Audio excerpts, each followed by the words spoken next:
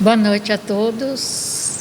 Dando continuidade ao estudo da noite, nós vamos fazer o estudo do Evangelho e o tema que nós trouxemos para a noite é a lição do livro Fonte Viva, de Chico Xavier e Emmanuel, a lição 91, que fala sobre problema do amor. Então, sabemos que o amor, ele é bom ao mesmo tempo, mas traz muitos conflitos entre as próprias pessoas por incompreensão, por motivos dos mais variados que nós não conseguimos compreender. Então, dentro do estudo, Emmanuel nos traz orientações a respeito dessas problemáticas. E no Evangelho de Paulo aos Filipenses, capítulo 1, versículo 9, que diz assim: que vosso amor cresça cada vez mais no pleno conhecimento e em todo discernimento.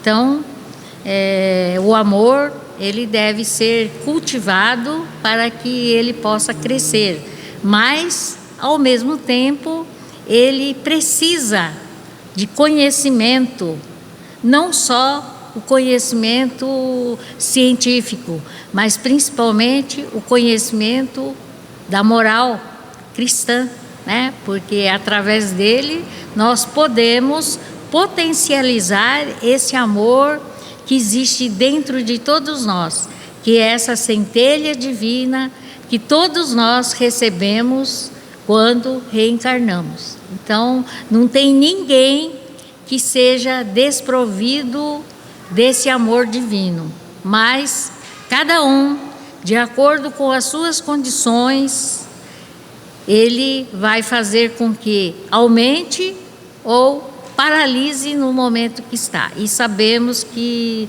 nós todos estamos reencarnados para cumprirmos com esse compromisso maior, que é aprendermos a amar. Então, muitos ficam paralisados nessa lição do amor, no momento em que ele já havia aprendido. Se o aprendizado dele foi mais difícil, mais duro, então é assim que ele vai continuar. E outros são aqueles que conseguem potencializar a sua centelha divina e fazer com que ele cresça como um fermento, né? Que o próprio Jesus já nos dizia. E o Emmanuel nos diz: o amor é a força divina do universo. Então, tudo que existe no universo é regido por esse amor. Nós é que muitas vezes não conseguimos ver que o amor está em toda parte, pelo nosso olhar. Emmanuel continua: é imprescindível, porém, muita vigilância para que não a desviemos na justa aplicação. Então, o que é que nós estamos sendo? Invigilantes, porque não estamos conseguindo, na grande maioria, fazer com que esse amor se fermente, cresça, evolua. Quando um homem se devota de maneira absoluta aos seus cofres perecíveis, essa energia no coração dele denomina-se avareza. Então, tem pessoas, tem irmãos, né, que só se preocupam em aumentar seu patrimônio material, só preocupa com a questão material. Os sentimentos são relevados a segundo plano, né? Então, essa pessoa tem uma característica de ser aquele espírito, né, regido pela avareza. Em contrapartida, quando o homem se atormenta de modo exclusivo pela defesa do que possui, julgando-se o centro da vida no lugar em que se encontra, essa mesma força converte-se nele em egoísmo. Aquela pessoa que só se preocupa consigo, né? Tudo dele é melhor, tudo que ele faz deve ser brilhante. Então, há uma preocupação excessiva com o seu ego. Por quê? Ele tem a sua característica de ser egoísta. E também nós temos uma terceira vertente que nos diz: quando só se vê motivos para louvar o que representa, o que sente e o que faz, com manifesto desrespeito pelos valores alheios, o sentimento que predomina em sua órbita chama-se inveja. Então, aquela pessoa que só se preocupa consigo, né? Tudo que ele faz é o melhor, é o bom, e tem essa necessidade de estar sempre em evidência. Então, por quê? Porque é uma pessoa que tem arraigado dentro de si esse sentimento de inveja, né?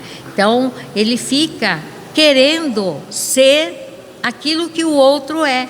Então, não marca uma personalidade firme. Então, nós vemos aqui, a avareza nos desvia desse sentimento do amor puro, né?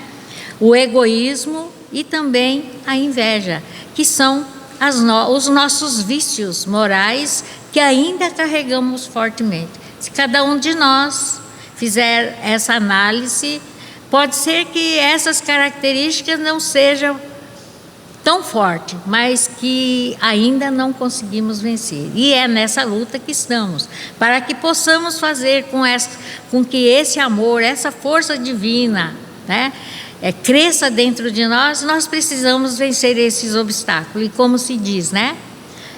Esses obstáculos não estão lá fora, não estão no outro, está dentro de nós. É nós que precisamos nos melhorar, nos corrigir, né? E aquilo que nós falamos, né? Nós temos que combater os inimigos. Quem são esses nossos inimigos? Muito bem lembrado pela nossa irmã Luzia, no estudo que realizamos na terça-feira. Esses inimigos, eles estão dentro de nós, que é o ciúmes, inveja, né?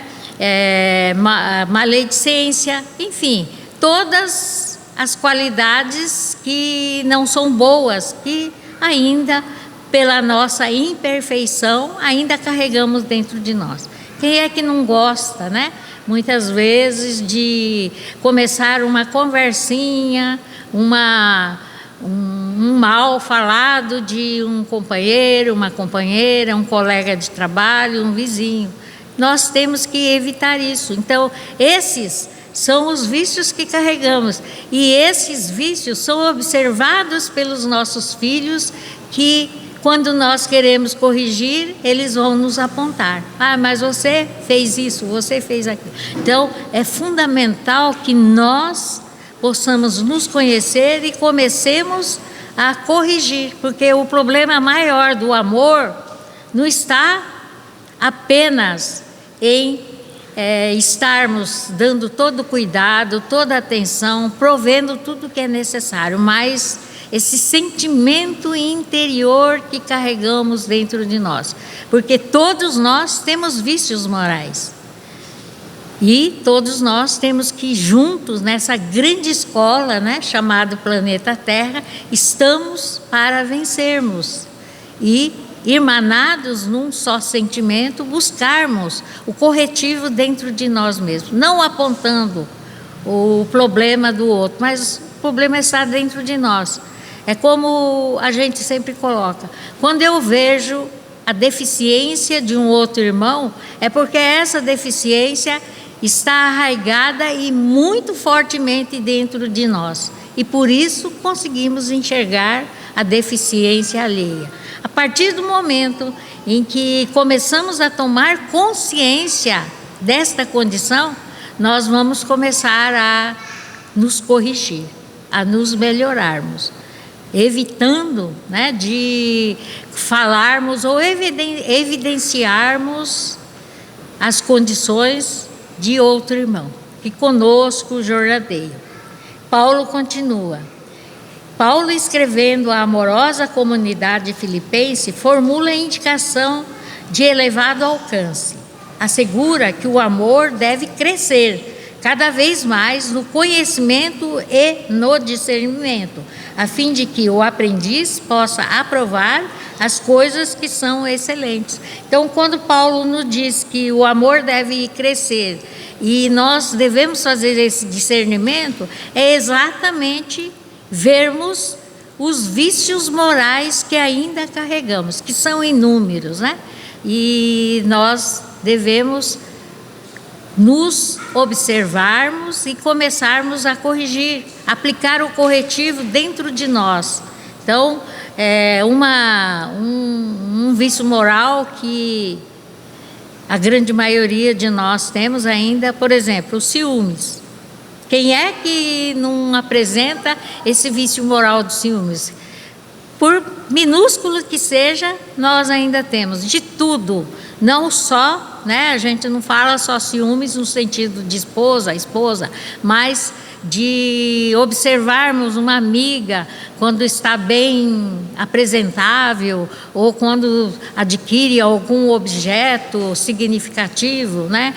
E também muitas vezes quando somos escolhidos para uma promoção no trabalho, aí a gente pensa assim, nossa, tinha que ser eu sou mais esforçada que fulano. Então isso é o quê? O indicativo de ciúmes. Então nós devemos nos cuidar, começar a observar a nós mesmos para que possamos, né, começar o corretivo dentro de nós.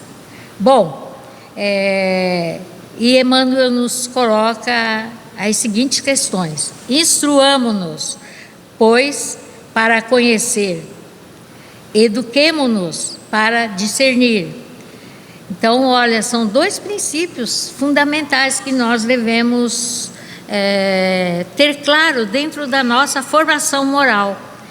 Instruamo-nos, quer dizer, devemos conhecer o Evangelho de Jesus, porque Jesus é o modelo infalível, mais perfeito que nós já tivemos aqui na Terra. Então, se nós seguirmos os passos de Jesus, nós estaremos nos instruindo. Eduquemo-nos para discernir, quer dizer, quando eu vivo o Evangelho de Jesus, eu começo a ter essa educação moral de bons sentimentos, né? Sem ter nenhuma ponta de inveja, ciúmes, egoísmo. Ao contrário, nós vamos nos congratular com aqueles que foram, né, homenageados ou que conseguiram alcançar postos diferenciados, seja de condição intelectual, social, enfim, não importa o que. Então, essa educação faz com que a gente aceite os nossos limites, né? Porque nós ainda somos limitados em tudo, mas podemos avançar sim, quando nós tivermos essas duas condições, a instrução e a educação. Também Emmanuel nos recomenda a cultura intelectual, que atualmente ela é muito forte, né? E aprimoramento moral são imperativos da vida. Quer dizer, muitas vezes nós temos grande conhecimento, né? O conhecimento científico, mas em moral nós não avançamos nada.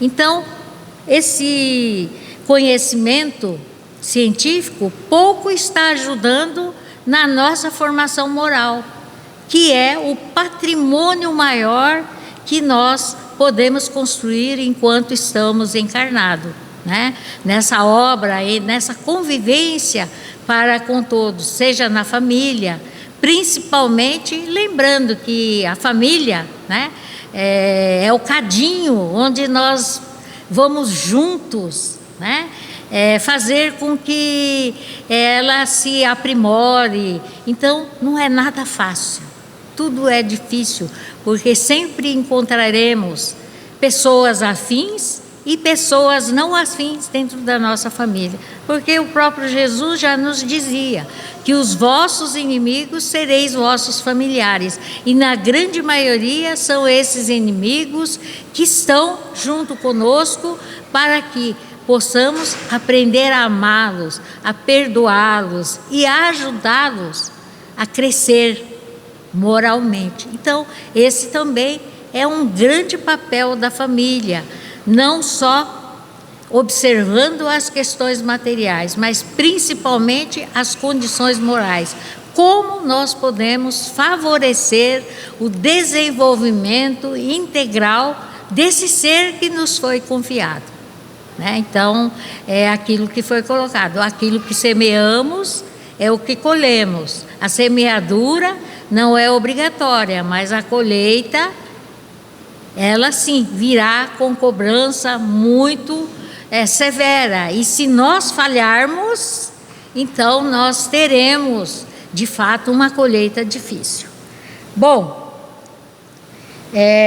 então a cultura intelectual e o aprimoramento moral são imperativos da vida, possibilitando-nos a manifestação do amor no império da sublimação que nos aproxima de Deus. Então esse amor, né, fraterno, maternal, paternal, ele é fundamental, né? O carinho, o cuidado que devemos ter, compreensão, paciência, tolerância, indulgência, porque todos nós precisamos, né, de apoio um do outro. Ora acertamos, ora erramos. É assim que construímos a nossa caminhada e o nosso crescimento moral, para que possamos nos aproximar de Deus, né? Então, Emmanuel, para encerrar, nos diz: atendamos ao conselho apostólico e cresçamos em valores espirituais para a eternidade, porque sabemos que os valores materiais, né, eles são provisórios, porque nada de material levaremos conosco.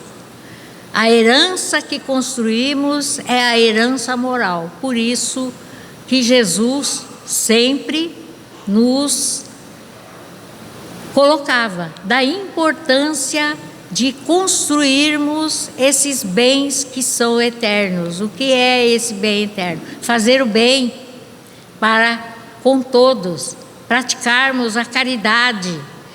Esses bens são pessoais e intransferíveis, e que cada um vai colher de acordo com a sua vivência, de acordo com aquilo que praticar. Porque muitas vezes o nosso amor é simplesmente querer, e tão somente com o querer é possível desfigurar impensadamente os mais belos quadros da vida. Então, a grande maioria, né, tem outro entendimento, né? Porque o amor é apenas o ter e não o ser. O ter é importante porque necessitamos, mas ao lado do ter nós temos que construir o ser, que é o patrimônio seguro que vai ser a nossa eternidade, né? De tudo de bom que fizermos ou de mal que fizermos, ela é a nossa herança patrimonial e ela será medida. Será que fizermos mais o bem ou deixamos de fazer o bem, né? De acordo com essa balança é que nós seremos medidos. Portanto, nós temos que refletir. Precisamos ter, mas precisamos trabalhar principalmente pelo ser. E para compreendermos essa lição do Evangelho, nós trouxemos uma lição do livro Jesus no Lar, cujo título é O Mensageiro do Amor, de Chico Xavier e Neio Lúcio. Então, como sempre, o livro Jesus no Lar é uma reunião que Jesus fazia com os seus apóstolos todas as noites, né? E nessa noite havia discussão com respeito à preponderância dos sábios da terra. Quando Jesus tornou a palavra e contou, sereno e simples, há muitos anos, quando o mundo perigrava em calamitosa crise de ignorância e perversidade, o poderoso Pai enviou-lhe um mensageiro da ciência, com a missão de entregar-lhe gloriosa mensagem da vida eterna. Então, você veja bem que Deus, em sua sabedoria, para apaziguar aquele momento, né, difícil, ele mandou um intelectual. Então, vamos ver o que o intelectual fez, né? Então, o primeiro intelectual que chegou aqui, encarnado entre nós, com bastante conhecimento, esclarecido, ele, para fazer a sua obra, ele quis ser um professor. E era um professor bastante interessado nas letras, mas ele apaixonou-se exclusivamente pelas obras da inteligência. Então, primou um aspecto, né? Porque ao lado intelectual nós temos que trabalhar também o aspecto moral. Então, se ele primou pelo lado da inteligência, afastou-se, né? Fazendo pouco caso da multidão inconsciente e declarando que vivia numa vanguarda luminosa, inacessível à compreensão de pessoas comuns. Quer dizer, não quis lidar com a população como um todo. Ele escolheu uma elite. Bom, Deus ficou muito compadecido, triste pelo primeiro emissário não ter compreendido a sua tarefa.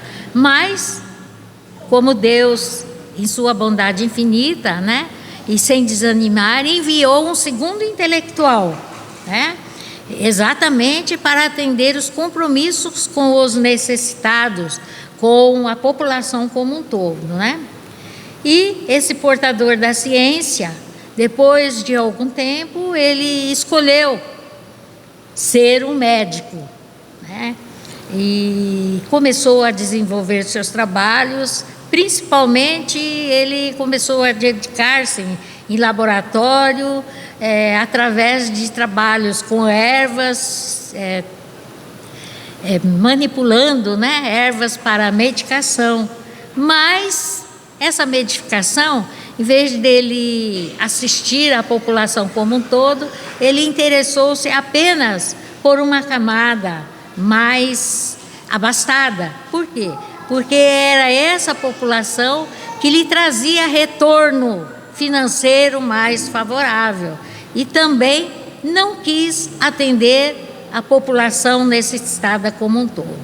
Deus, vendo mais uma vez que o enviado falhou, ele falou: vou enviar um terceiro, né, emissário, também intelectual. E esse se tornou, após, né, estar aqui entre nós, ele quis ser um guerreiro célebre. Mas, para isso também, né, ele utilizou os seus recursos como forma vingativa, né, espalhando a discórdia, não amenizando ou ajudando as pessoas infortunadas, mas se tornou dominador sanguinolento. E Deus, mais uma vez, triste, né, por esse emissário não ter atendido aos seus desígnios, ele falou: vou enviar mais um emissário da ciência. Mas esse também, após breve vivência aqui na Terra, ele também isolou-se em salões ricos e fartos, compondo músicas que embriagassem de prazer o coração dos homens, provisoriamente felizes, e afiançou que o populacho não lhe seduzia a sensibilidade, que ele mesmo acreditava excessivamente avançada para o seu tempo. Mais uma vez, esse irmão, né, que escolheu trabalhar com a música, ele não quis, né, deixou de cumprir com a tarefa a que ele se comprometera, trabalhar com alegrar todos os lares. Então, foi então que, depois de meditar, né, desses irmãos que não conseguiram realizar o intento, ele enviou outro irmão, né, para os quadros da terra com imensa preocupação. Porque após ele acreditar que os que antecederam pudessem, com toda a sabedoria, compreender, né, ser indulgente, amar ao próximo, falharam, né? Então, esse nosso irmão que foi enviado, né, ele chegou aqui na Terra, analisou o quadro e ele compadeceu-se do professor, do médico, do guerreiro e do artista. E ele se comoveu ante a desventura e selvageria da multidão. Também ele viu aquele quadro, né? Os emissários que o antecederam e como estava a população em grande dificuldade, né? Agindo com bastante perversidade. E ele, quando viu aquele quadro, lembrou-se, né, da recomendação de Deus e decidiu a trabalhar em nome de Deus. Transformou-se no servo diligente de todos. Então esse realmente veio, né, para atender ao que ele foi designado, trabalhar com os necessitados, principalmente no momento em que reinava, né, grandes conflitos. Transformou-se, então, como servo diligente, passou a agir em benefício geral. Então, ele atendia a todos os necessitados, sem olhar a quem, e identificando com o povo que viera servir.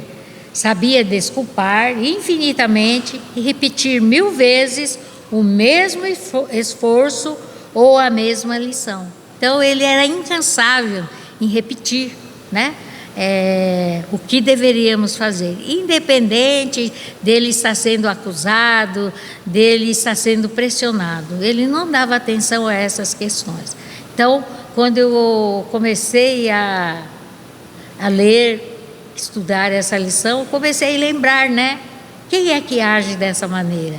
Os pais, né? Por mais que os nossos filhos tenham algum problema, a gente muitas vezes quer ignorar, quer fechar os olhos, passar a mão na cabeça. Mas isto não ajuda o nosso filho, porque ele está precisando de firmeza, de limites, como disse o nosso irmão, né? Então, esse emissário, ele agia bondosamente, carinhosamente, sabia desculpar, sabia ouvir, mas ele sabia do seu compromisso. Para educar, ele não podia aceitar qualquer coisa, ele precisava ter pulso firme, agir, como disse o nosso irmão, os limites devem ser estabelecidos, né? E assim, se ele era humilhado ou perseguido, buscava compreender na ofensa um desafio benéfico, a sua capacidade de desdobrar-se na ação regeneradora para testemunhar reconhecimento à confiança do Pai que o enviara. Então, é assim, quando nós encontramos dificuldades, mais nós devemos nos desdobrar amorosamente, com muita paciência, com muita tolerância, sabendo desculpar, sabendo perdoar, mas também, ao mesmo tempo, agindo com firmeza, cobrando o que é certo de maneira correta, para que aquele que está conosco não desvie do caminho correto, né? Que é a prática do bem, do amor e da caridade. Então, isso é muito importante. Esse conhecimento que nós devemos ter, não só científico, mas o conhecimento da vida, né? O conhecimento da vida moral, que nós viemos com esse compromisso, todos nós aqui na Terra. E todos nós somos reconhecedores do que é certo, do que é errado, desde a tenra idade. Então, não adianta a gente falar, mas ele não sabia. Sabia sim. Nós é que não tivemos pulso firme para pormos o limite e retomarmos a verdade. Bom, para encerrar, né, nos diz Neio Lúcio: por amar sem reservas seus irmãos de luta, em muitas situações foi compelido a orar e pedir o socorro do céu, perante as garras da calúnia e do sarcasmo. Entretanto, entendia nas mais baixas manifestações da natureza humana dobrados motivos para consagrar-se com maior calor à melhoria dos companheiros animalizados. que ainda desconheciam a grandeza e a sublimidade do Pai benevolente que lhes dera o ser. Então, por difícil que seja, nós temos que redobrar a nossa atenção, redobrar o nosso amor, o nosso carinho, a nossa paciência. Porque quando as pessoas saem da regra normal, ele já não está mais agindo como um ser intelectual, mas ele está agindo com esse sentimento animalesco que todos nós temos dentro de nós. Nós somos criaturas humanas com esses dois lados, o do bem e o do mal. Quando predomina o do mal, nós somos capazes de coisas que não imaginamos. E daí a importância do trabalho da família, dos pais, do amor, da paciência, da tolerância, porque nós também somos assim ainda. Foi assim fazendo, se o último de todos que conseguiu acender a luz da fé renovadora e da bondade pura no coração das criaturas terrestres, elevando-as ao mais alto nível, com plena vitória na divina missão de que fora investido. Então, não tem filhos perdidos, mas tem pais que não conseguem compreender o que é o verdadeiro amor e não luta e não trabalha com paciência, tolerância redobrada quando temos filhos difíceis ou pessoas difíceis que caminham conosco. Ele veio justamente para ser ajudado, e se veio conosco, nós temos o compromisso e a responsabilidade de ajudá-los. Daí a importância do conhecimento, não só intelectual, mas do conhecimento das verdades que Jesus nos deixou, que este é o verdadeiro conhecimento que nos faz a amar verdadeiramente, não importando as condições e a forma como as pessoas agem conosco. Bom, Jesus, após essa colocação, observa que houve ligeira pausa na palavra doce do Messias, e ante a quietude que se fizera espontânea no ruidoso ambiente de minutos antes, concluiu ele, com o expressivo acento na voz: cultura e santificação representam forças inseparáveis da glória espiritual. Então, conhecimento e intelectual e conhecimento moral, eles não caminham separadamente. Se nós desatrelarmos esses dois conhecimentos, então estamos fadados a sermos aquele professor, aquele médico, aquele guerreiro, aquele artista, que só quis cuidar do que é mais conveniente e não quis se esforçar para ajudar aqueles irmãos que realmente necessitavam.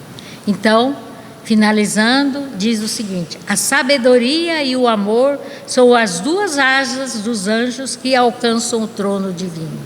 Mas, em toda parte, quem ama segue à frente daquele que simplesmente sabe. Então, não adianta apenas construir conhecimento, é preciso saber amar. Esse amor fraterno, independente de quem quer que seja que jornadeiam conosco, porque todos somos irmãos perante Deus. Nós temos um Pai único e temos que ter misericórdia para com todos, não só para aqueles que estão próximos a nós, mas muitos necessitados caminham conosco. Que Jesus nos abençoe e que possamos refletir sobre essa história que Jesus sabiamente nos traz, para que possamos discernir como nós devemos trabalhar para construirmos dentro de nós não só a cultura, mas também a santificação. Então, vamos agradecer a Deus, nosso Pai, pela oportunidade de estarmos reunidos em seu nome.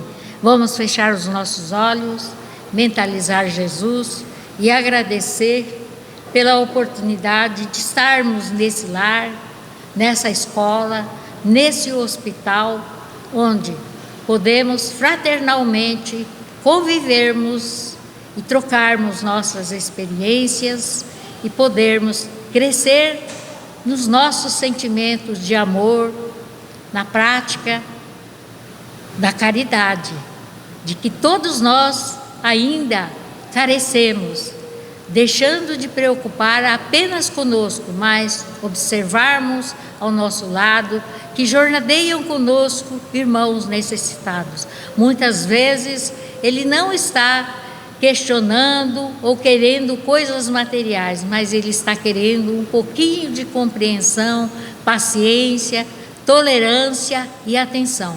E por isso, Mestre Jesus, que a lição dessas noites possa sensibilizar os nossos corações de encarnados e desencarnados e que possamos, de fato, vivenciar os seus ensinamentos. Assim, Mestre Jesus, nós te pedimos, permaneça conosco, amparando-nos, socorrendo-nos, derramando o seu bálsamo de amor para aliviar as nossas dores, não só hoje, mas sempre, que assim seja.